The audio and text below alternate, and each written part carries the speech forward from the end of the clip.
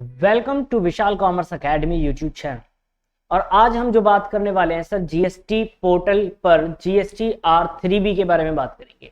Sir, GST R3B में क्या क्या डिटेल्स देनी होती है, जीएसटी R3B जो हमारे रिटर्न है वो बेसिकली क्या है और उसका नाम 3B ही क्यों है, ये सारे जो क्वेश्चंस हैं 3B में हम क्या सर कौन से आउटवर्ड सप्लाईज की बात करेंगे, कौन से टैक्स की बात करेंगे, ये सारी आज हम यहाँ पर डिस्कशन करने वाले हैं।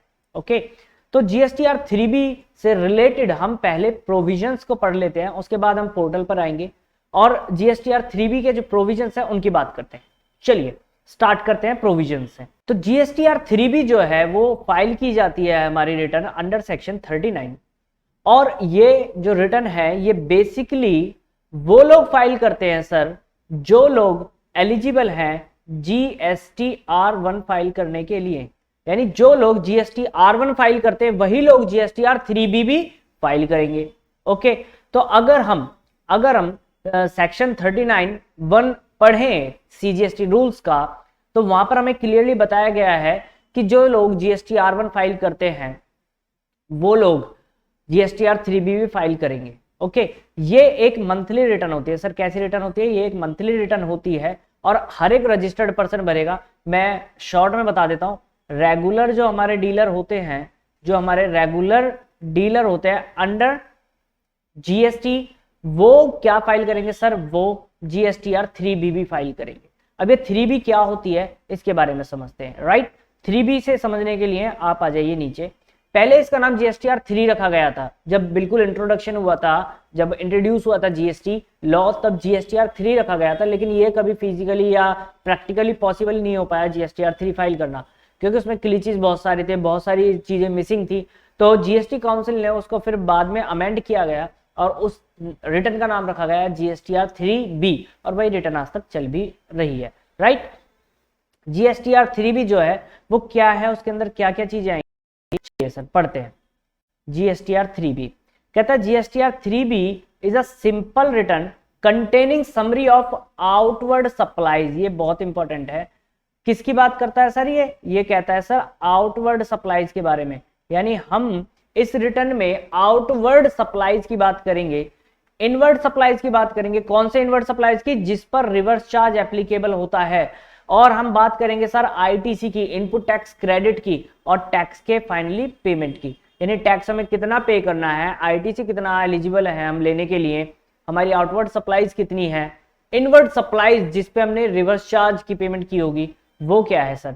और 3B में हमें कभी भी इनवॉइस वाइज डिटेल देने की जरूरत नहीं होती। जैसे हम जीएसटी R1 जो फाइल करते हैं वो इनवॉइस के अकॉर्डिंग फाइल करते हैं, वैसे जीएसटी R3B में हमें कुछ भी इनवॉइस वाइज नहीं बताना, इसमें हमें कंसोलिडेटेड बेसिस पे बताना होता है, क्योंकि जीएसटी R1 का डेटा जो है ऑटोमेटिकली रिफ्लेक्ट होता है जीएसटी R3B में। ओके, और जीएसटी R3B को हम इलेक्ट्रॉनिकली फाइल कर सकते हैं on the common portal of GST. और अगर आप नील रिटर्न फाइल करना चाहते हैं जीएसटी R3B तो आप उसको अपने एसएमएस के थ्रू भी फाइल कर सकते हैं।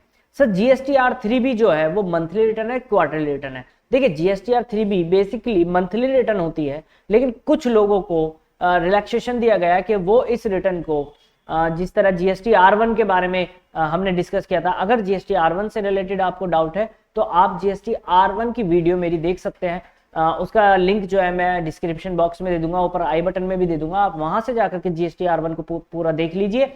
तो जिस तरह से जीएसटी R1 में हमें रिलैक्सेशन दी गई थी कुछ डीलर्स को, कुछ रजिस्टर्ड पर्संस को, वैसे ही जीएसटी R3B में भी कुछ रिलैक्सेशंस दी गई हैं कि वो भी जीएसटी R3B जो है क्वार्टरली फाइल कर सकते हैं। मंथली भी फाइल कर सकते हैं सर, क्वार्टरली भी फाइल कर सकते हैं। कौन लोग फाइल कर सकते हैं मंथली, कौन लोग क्वार्टरली फाइल करेंगे, चलिए देखते हैं।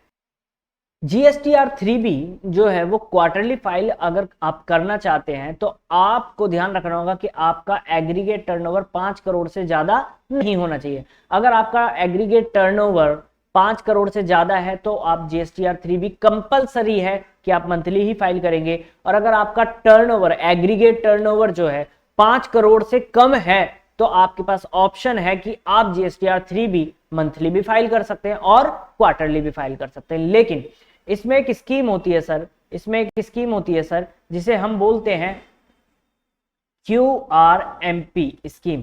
इसको बोलते हैं quarterly return and monthly payment. तो रिटर्न तो आप क्वार्टरली फाइल कर सकते हैं, कोई इशू नहीं है, लेकिन आपको जो टैक्स की पेमेंट है वो मंथली बेसिस पे ही करनी पड़ेगी। जो टैक्स की पेमेंट है वो आपको मंथली ही पेमेंट करनी पड़ेगी, सिंपल जैसे चालान आप जनरेट करते हैं वैसे ही।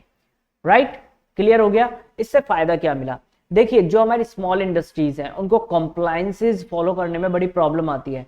अगर आप सोचिए GSTR 3B monthly return file करने का अगर कंपल्सन बना दिया जाए, कंपल्सरी कर दिया जाए, कोई रिलैक्सेशन ना दिया जाए, तो पूरे साल में ड्यूरिंग द ईयर आपको 12 रिटर्न्स फाइल करनी पड़ेगी। और अभी कितनी करनी पड़ रही है, 4 रिटर्न्स। और ऐसे ही जीएसटीआर1 भी है, अगर मंथली कंपल्सरी कर दिया जाए, रिलैक्सेशन ना दिया जाए, तो 12 रिटर्न फाइल करनी पड़ेंगी। 12 और 12 24 रिटर्न आपको फाइल करनी पड़ेंगी, प्लस आपको एनुअल रिटर्न भी फाइल करनी पड़ सकती है। राइट, तो आपको रिलैक्सेशन दिया गया कि जीएसटीआर1 आप क्वार्टरली और मंथली दोनों बेसिस पे भर सकते हैं, लेकिन वहां पर भी कुछ सर्टेन कंडीशन है। अगर वो कंडीशन जानना चाहते हैं जीएसटीआर1 से रिलेटेड तो आप वीडियो देख सकते हैं जीएसटीआर1 की।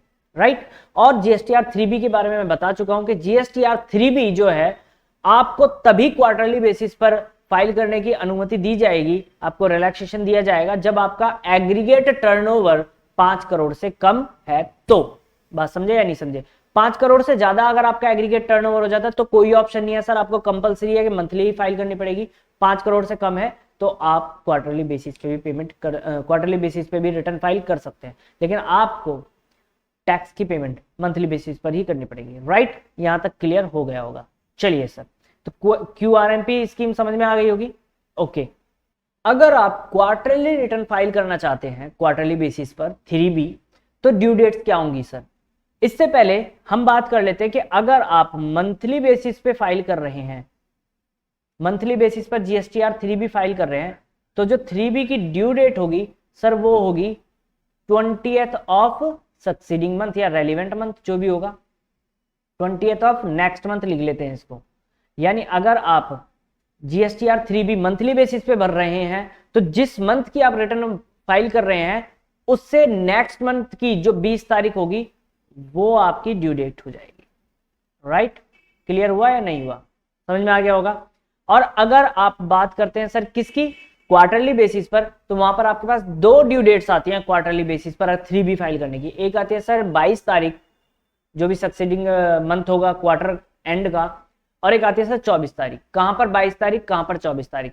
सर अगर रजिस्टर्ड पर्सन का प्लेस ऑफ बिजनेस छत्तीसगढ़ में है, मध्य प्रदेश में है, Gujarat, Maharashtra, Karnataka, Goa, Kerala, Tamil Nadu, Telangana, Andhra Pradesh, union territories of Daman and Diu, Dadar and Nagar Haveli, Pondicherry, Andaman and Nicobar और लक्षद्वीप, अगर यहां पर आपका प्लेस ऑफ बिजनेस है जो मैंने इतने सारे बताए हैं, तो यहां पर आपकी ड्यू डेट हो जाएगी सर जो भी आपका क्वार्टर का एंड होगा उसका उस क्वार्टर के एंड से नेक्स्ट मंथ जो भी होगा उसकी 22 तारीख 22nd। राइट, फॉर एग्जांपल आप रिटर्न फाइल करना चाहते हैं सर, कब की आप रिटर्न फाइल करना चाहते हैं sir, April, May and June, ये हमारा क्वार्टर बना। इसकी अगर आप रिटर्न फाइल करना चाहते हैं और आपका place of business in states में है, लेट सपोज आपका बिजनेस तमिलनाडु में है, तो आप रिटर्न जो फाइल करेंगे क्वार्टरली बेसिस पर 3B, वो अप्रैल टू जून क्वार्टर की जो आप रिटर्न फाइल करेंगे वो करेंगे 22nd ऑफ जुलाई। क्लियर हुआ, समझ में आ गया जी। और अगर आपका प्लेस ऑफ बिजनेस कहां पर है सर, हिमाचल प्रदेश, पंजाब, हरियाणा, राजस्थान, उत्तर प्रदेश, उत्तराखंड, सिक्किम, बिहार, अरुणाचल प्रदेश, नागालैंड, मिजोरम, त्रिपुरा, मेघालय या आसाम या जम्मू एंड कश्मीर और लद्दाख एंड चंडीगढ़, दिल्ली, अगर यहां पर प्रिंसिपल प्लेस ऑफ बिजनेस है तो वहां पर ड्यू डेट हो जाएगी sir 24th day of succeeding month of each quarter. For example अगर आप रिटर्न फाइल करना चाहते हैं अप्रैल टू जून क्वार्टर की और आपका principal place of business Delhi में है, तो आपकी जो ड्यू डेट होगी जीएसटीआर3B फाइल करने की क्वार्टरली बेसिस पर वो हो जाएगी सर 24 जुलाई। राइट, क्लियर हो गया होगा, ड्यू डेट समझ में आ गई। चलिए सर, अब हम सीधा पहुंच जाते हैं अपने जीएसटी पोर्टल पर। ये मैं आ गया हूं जीएसटी पोर्टल पर, और जीएसटी पोर्टल पर आपको आना है सर रिटर्न डैशबोर्ड पर।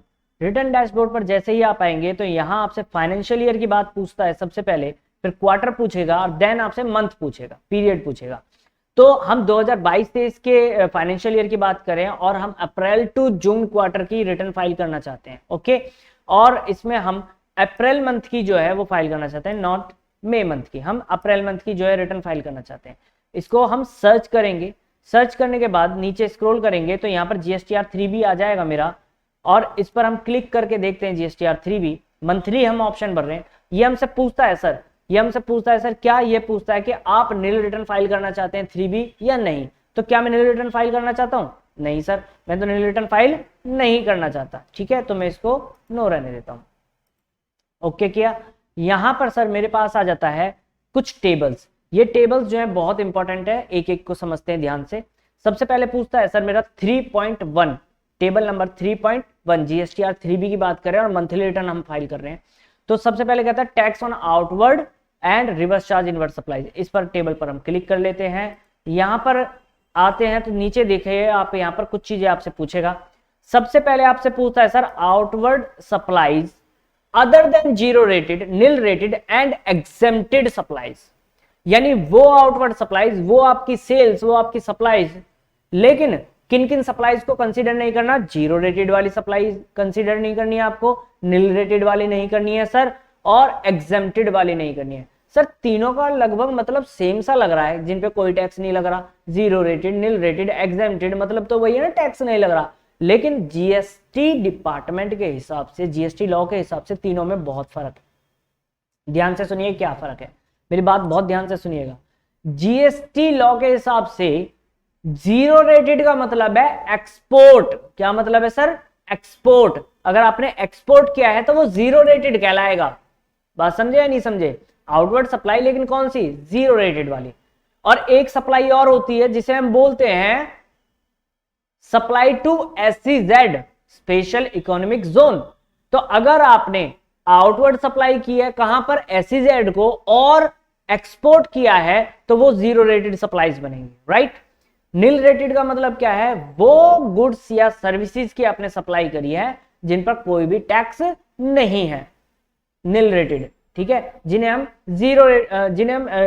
0% बोल सकते हैं। इसको जीरो रेटेड अलग है, नील रेटेड अलग है। इस पर टैक्स तो है लेकिन अभी टैक्स के दायरे में ये आ नहीं रही है। जीएसटी काउंसिल ने इस पर टैक्स रेट डिफाइन कर रखा है 0%, लेकिन अभी इस पर टैक्स की कोई पेमेंट नहीं करनी, राइट।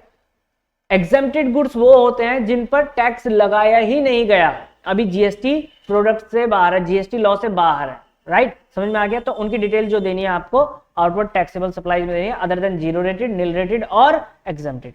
उसके बाद आउटवर्ड टैक्सेबल सप्लाईज की डिटेल जीरो रेटेड यानी एक्सपोर्ट और SEZ वाली जो सप्लाई है उनकी आप डिटेल इस वाले कॉलम में देंगे।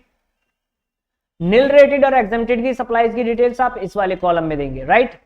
और इनवर्ड सप्लाईज, इनवर्ड सप्लाई मतलब परचेज की डिटेल भी सर इसी में जाएगी। हाँ जी, वो परचेज जिस पर रिवर्स चार्ज एप्लीकेबल होता है, तो उसमें आपने टैक्स पे किया होगा ना, तो वो डिटेल आपको यहां पर देनी। वो परचेजेस जिस पर आप रिवर्स चार्ज के थ्रू टैक्स पेमेंट करके आई थी, तो वो आपको यहां पर डिटेल देनी है। नॉन जीएसटी आउटवर्ड सप्लाई, वो प्रोडक्ट जिन पर जीएसटी लॉ एप्लीकेबल ही नहीं होता है, फॉर एग्जांपल पेट्रोलियम प्रोडक्ट्स, ठीक है, यहां पर जो है जीएसटी की सप्लाईज तो है लेकिन वो उन पर कोई टैक्स नहीं है, तो यहां पर ना तो आईजीएसटी का कॉलम आ रहा होगा, ना सीजीएसटी, ना एसजीएसटी, राइट।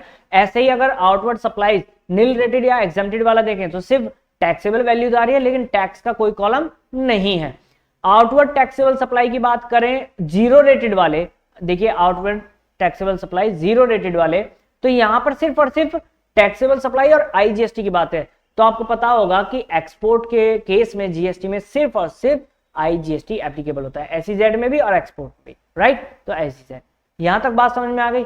तो यहां पर आप डेटा जो है आप चढ़ा लेंगे अपना, उसके बाद कंफर्म कर देंगे। कंफर्म करने के बाद ये आपसे पूछेगा नीचे आकर के कि भाई आप इसको फाइनल करना चाहते हैं या नहीं करना चाहते। तो इसको एक बार रिफ्रेश कर लेते हैं। रिफ्रेश करने के बाद नीचे आएंगे तो आपका प्रोसीड टू पेमेंट आ जाएगा। टैक्स की पेमेंट करनी है सर, टैक्स की पेमेंट करेंगे तो प्रोसीड टू पेमेंट करेंगे और टैक्स की पेमेंट करेंगे देन रिटर्न फाइल कर देंगे फाइनली। आई होप आपको यहां तक क्लियर हो गया होगा कि जीएसटीआर 3B क्या होता है, किस तरह से हम इसकी पेमेंट करते हैं, किस तरह से सप्लाईज जो है वो अलग अलग तरीके की हैं सारी चीजें। सो अगर यहाँ तक समझ में आया, वीडियो पसंद आई हो तो चैनल को सब्सक्राइब जरूर करें और वीडियो को लाइक जरूर करें, कमेंट करें और दूसरों तक शेयर जरूर करें। Thank you so much for watching this video.